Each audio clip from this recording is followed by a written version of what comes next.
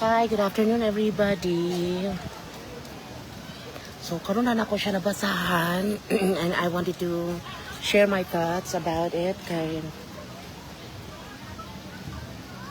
gana na sa ko magpagawa sa ako ang feelings for today's video.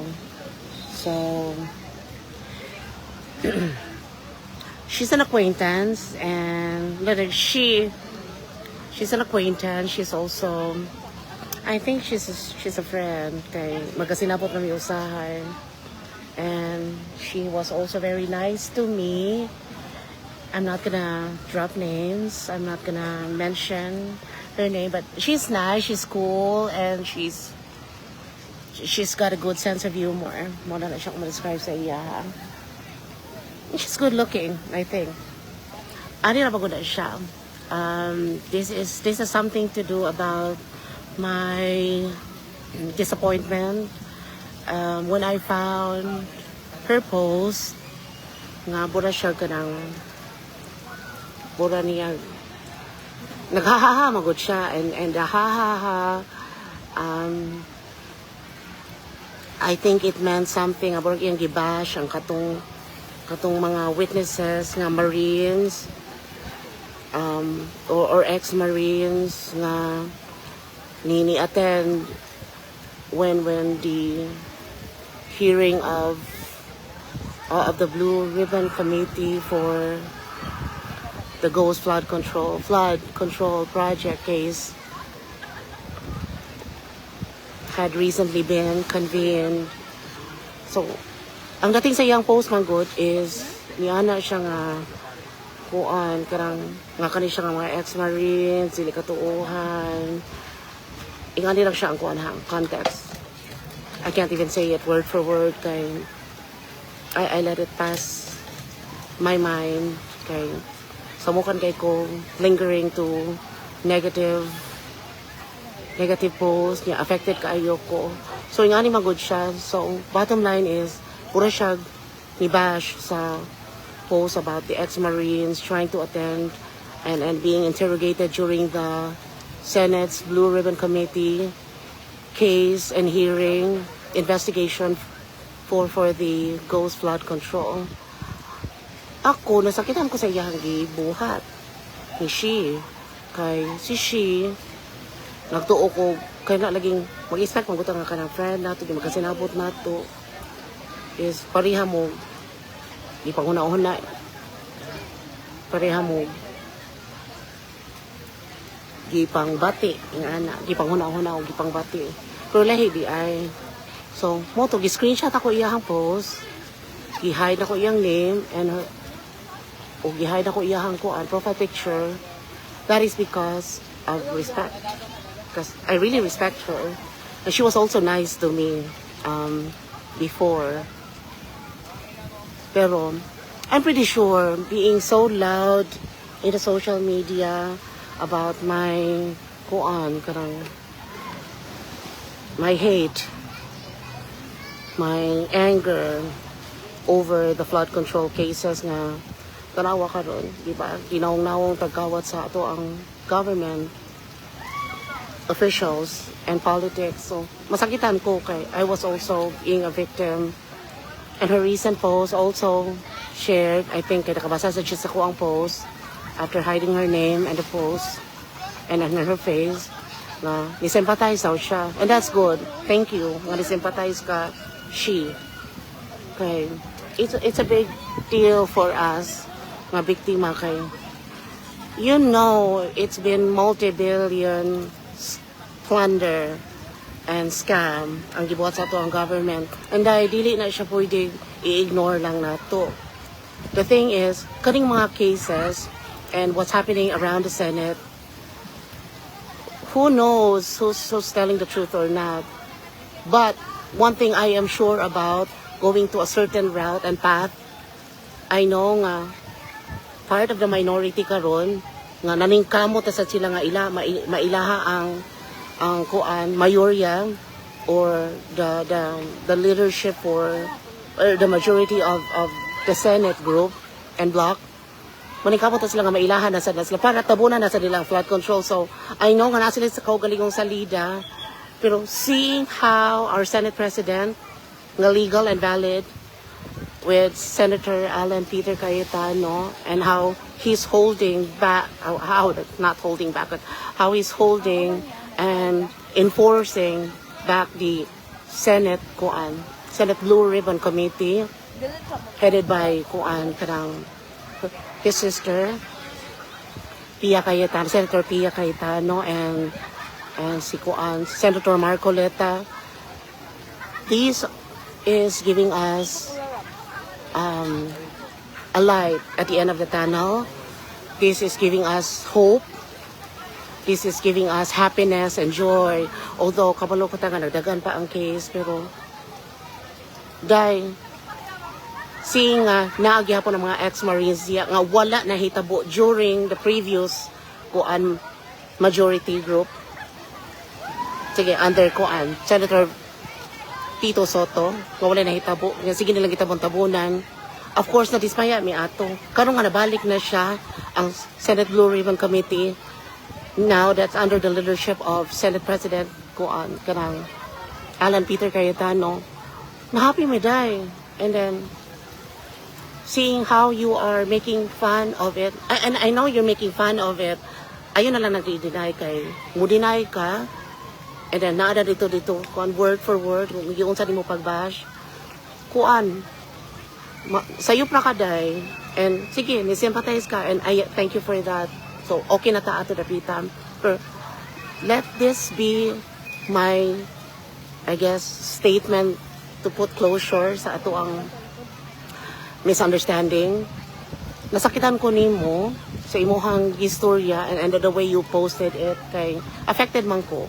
And I'm involved emotionally, physically, and that almost caused our demise kay imagine na flood ka other than most of your things being damaged and imuhang mga personal items from the past, which are very, very essential and relevant for me kay ako mga school documents from college, ako mga certifications, they were all destroyed.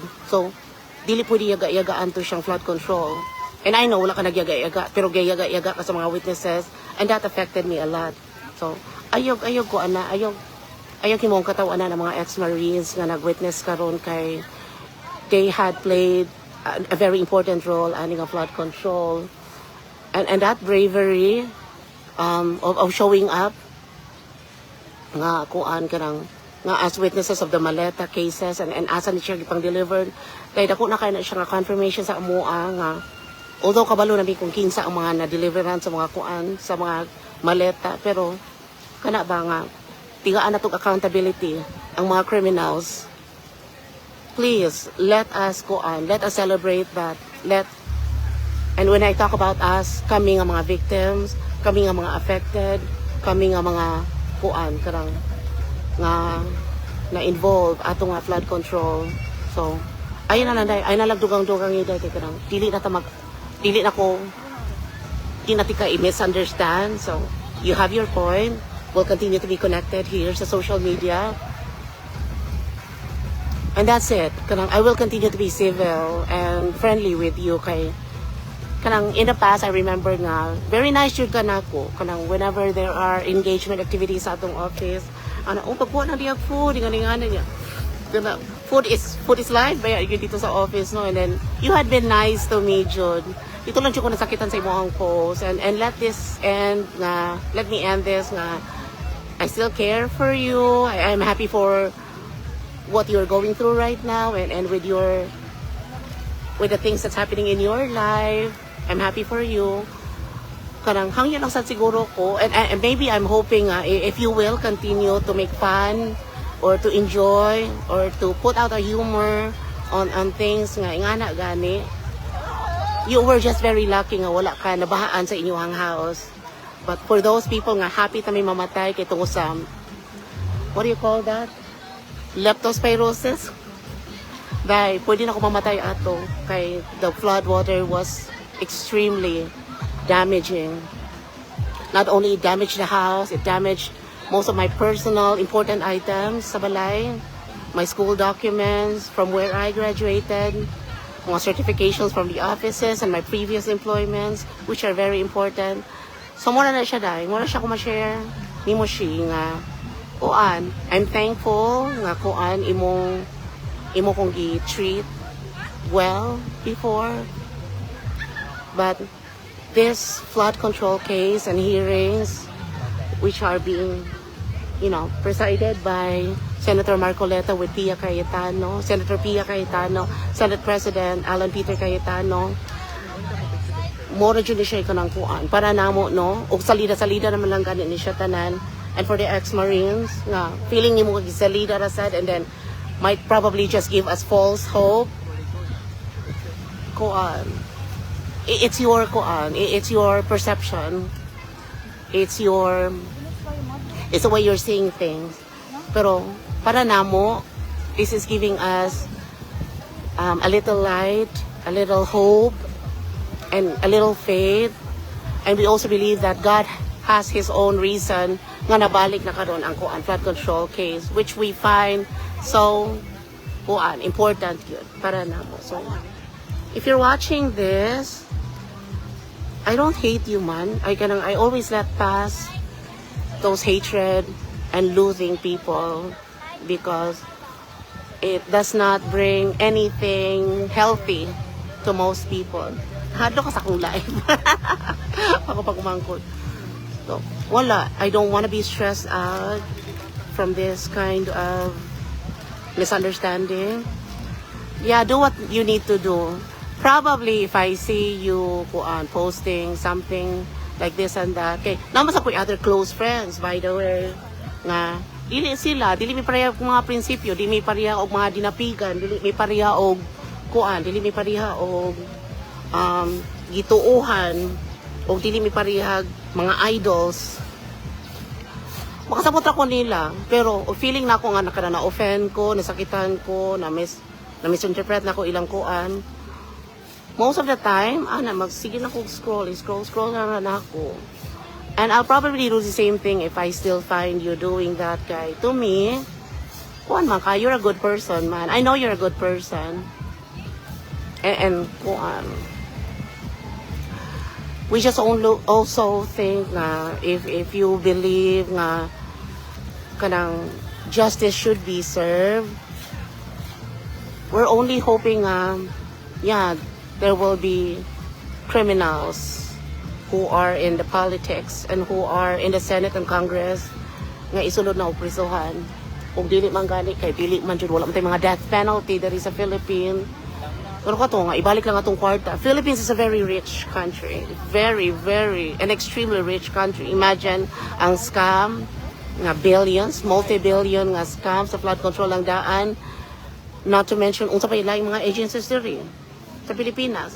Di ba daghan kaayo? Daghan kay mga agencies diri. DPWH, NBI, mga DILGs, mga local group units, national group, national government, local government, daghan. Nang scam na sila tanan. They're not completely honest. And we know that. Di ba? So, kanang pasagday lang sigurong mi nga magsakit mi if we're too loud, if we're too angry in the social media. I think we also we have our rights. We should be entitled to express ourselves. Unless if they are going to bring our accounts down, so pwede. Pero yeah, og dili mo kadapig namo, og dili ninyo ma-feel ang among kuan, ang among kahingot-ngot. Inyo man ang mga batasan, wala mahimuan na. We have our own characters and different personalities. So yung ako di mo ko bati o batasan. Kabalo ko nga di sa mo bati o batasan kay nagka-encounter ko ta, nagka-acquainted ko ta. But that's all. Kanang we just really wanted justice to be served and we wanted Philippines to be flourishing. We wanted Philippines to be rich again. Kay daghan kay kwarta ang Pilipinas. Gikurakot lang. That's all. Thank you so much for watching. And I'm not seeing anybody watching right now. But peace, love, good governance, care, family, friendship, genuine friendships. Yeah. And may God bless us all.